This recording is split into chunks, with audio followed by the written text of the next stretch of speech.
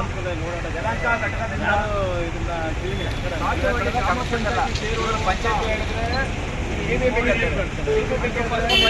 ನೀರು ಯಾರು ಪರಿಹಾರ ಮಾಡಬೇಕು?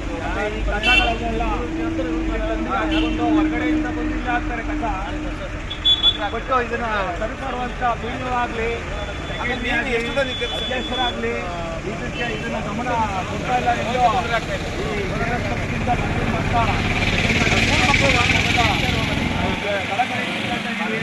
ಏನ್ ಮಾಡ್ತಿದ್ದಂತೆ ಪಂಚಾಯತಿಗೆ ನಾವು ಗುತ್ತಿಗೆಯನ್ನ ಹಾಕಿ ಅಂತ ಹೇಳ್ತಾ ಇದ್ದೀವಿ.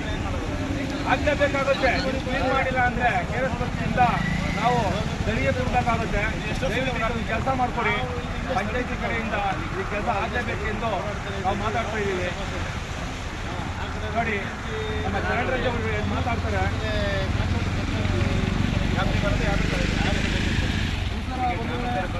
ಇವಾಗ ಏನು ನೋಡಿದ್ರೆ